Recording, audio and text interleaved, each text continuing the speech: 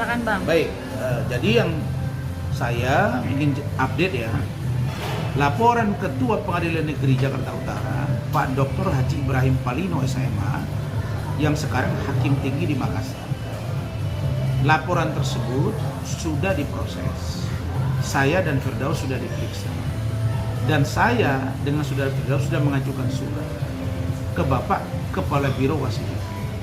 Dan sudah direspon.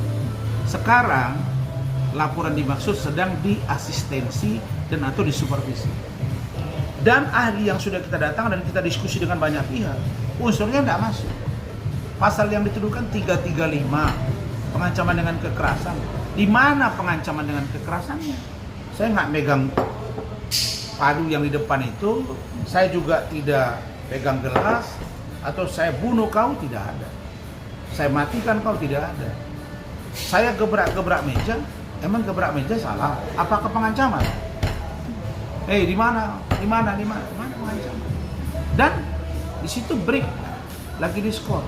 Setelah itu dia masuk lagi, paksakan lagi supaya sidang tertutup. Kita komplain lagi, tapi pada akhirnya kita kan disuruh duduk, kita duduk. Jadi tidak ada di situ yang namanya pengancaman dengan kekerasan sehingga membuat dia takut. Membuat dia takut untuk tidak melakukan kelanjutan sidang. Nah, tidak ada apa-apa. Nah, adapun pasal 207 menghina lembaga peradilan atau penguasa, itu juga itu mesti rujukannya di 335. Nggak bisa dengan tanpa 335 terus mengarah ke 207. Karena ini terkait dengan lembaga. Nah, sekarang pertanyaannya, yang melapor siapa? Kan Ketua PN, bukan Ibu Sofia Tambunan. Dan Ibu Sofia Tambunan, dia juga tidak bisa dikategorikan sebagai seorang penguasa karena yang selalu diidentikan dan di terminologi dan diinterpretasi yang dimaksud dengan penguasa dimaksud adalah eksekutif, terutama presiden dan wakil presiden. Jadi nggak berdasar itu. Nah, itu poin satu. Poin yang kedua, saya mendapat informasi bahwa salah satu kasubdit di Bareskrim Mabes Polri itu mencoba memaksakan kasus ini. Saya ingatkan, Pak Kasubdit, Anda jangan bermain api. Data, fakta, komunikasi, pembicaraan ada di saya. Dan saya sudah melaporkan ke pejabat utama Mabes Polri. Dan itu sedang dimonitor dan dipantau. Kalau itu Anda paksakan, saya akan ungkap semuanya.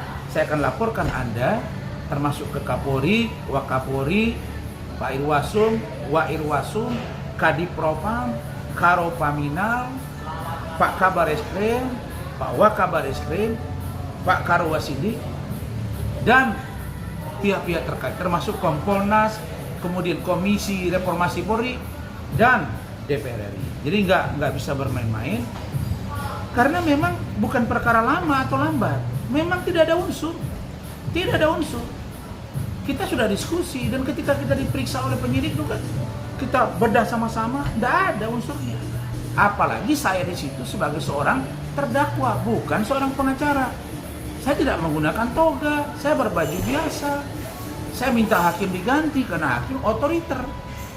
Ya kan? Apalagi kami dapat informasi bahwa ya ada salah satu oknum anggota majelis hakim itu ya, mohon maaf ini memang kurang disukai di lingkungan hakim. Nah, diduga kurang disukai. Jadi memang begitu gayanya itu. Begitu ternyata, karena kita sudah ratusan kali sidang. Saya nggak bisa bilang ribuan karena saya pengacara belum nyampe 10 tahun. Tapi kalau ratusan sidang sudah, kalau 500 sidang sudah.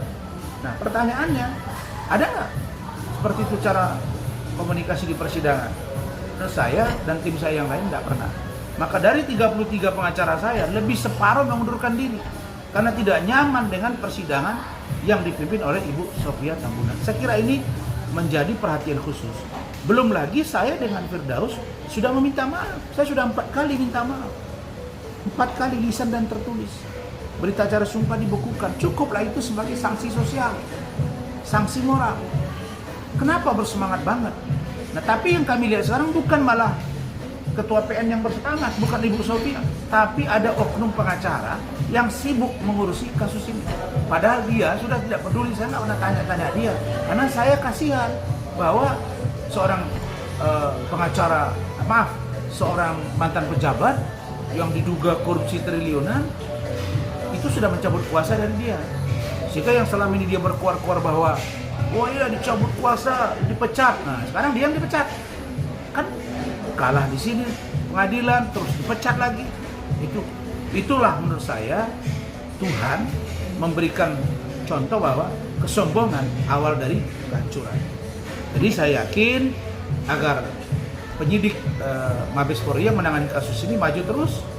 Kemudian saya mohon kepada Bapak Kapolri, Pak Wakapolri, Pak Irwasum, Pak Wairwasum, Pak Kabar Eskrim, Pak Wakarem Eskrim, Pak Karwasidi, Pak Kadif Propam, Karopamina untuk benar-benar mengasistensi dan atau mensupervisi laporan ini, dan itu sekarang ada di Biro Wasidi. Saya terima kasih kepada Bapak Kakorwas, Bapak Kombes Yuda, dan para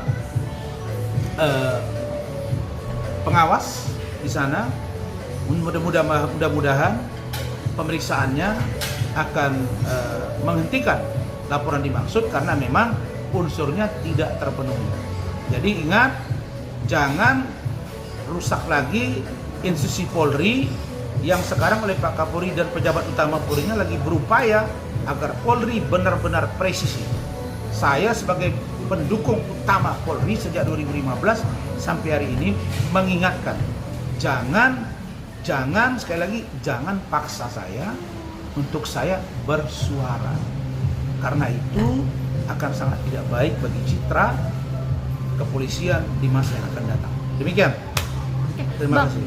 Kalau boleh sedikit perihal, kan banding sudah selesai, ada langkah-langkah mungkin yang akan Abang tempuh? Proses pernyataan kasasi sudah disampaikan. Itu sudah kami sampaikan pada hari Selasa kemarin. Nah, jadi ini Minggu ya, Senin Selasa. Berarti 6 hari yang lalu. Dan sekarang dalam tahap pengerjaan memori kasasi.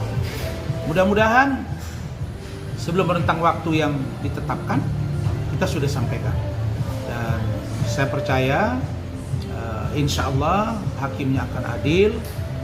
Kita berharap Pak Sunarto selaku Ketua Mahkamah Agung, Pak Wakil Ketua Mahkamah Agung, Pak Ketua Kamar Pidana, dan para pejabat yang ada di Mahkamah Agung, Kamar Perdata dan lain-lain, Badan Pengawas Mahkamah Agung untuk mengatensi agar hukum harus tegak. Dan saya sebagai seorang lawyer sangat tidak pantas untuk dihukum karena ini akan menjadi presiden buruk bagi advokat yang sedang bekerja dengan niat baik terhadap seorang kliennya. Begitu.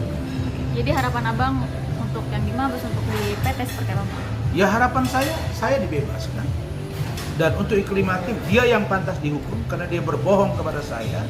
Mereka yang saling menikmati dengan Hotman pun mengakui lewat BAP-nya bahwa sudah merasakan buah dada iklim hakim keras, tidak sesuai dengan aslinya. Iklim hakim juga mengaku di pengadilan bahwa benar dilecehkan sampai dia menangis, dan hakim bilang udah nggak usah ditanya lagi, toh dia sudah mengakui kok. Nah, mereka yang berbuat, mereka yang senang-senang, mereka yang saling menikmati. Nah, Iklimah terima duit dari Hotman walaupun hanya 4 juta, terima duit juga dari saya, masa pantas saya yang dikenakan? Jadi kalau Iklim hakim kena 6 bulan tanpa percobaan di PT, itu udah benar. Justru di Mahkamah Agung dia yang harus dihukum. Kalaupun dia berbohong ke saya, dia yang harus kena. Kalau dia jujur pun, saya juga nggak kena. Karena saya sebagai kuasa hukum yang menjalankan kuasa sesuai dengan mana undang-undang, terutama bahwa Razman sebagai seorang advokat dilindungi Undang-Undang Advokat Nomor 18 Tahun 2003, Pasal 16, Pasal 18, dan putusan MK juga bahwa preskon bagian dari upaya non litigasi membela klien. Jadi tidak ada yang salah di sini. Terima kasih.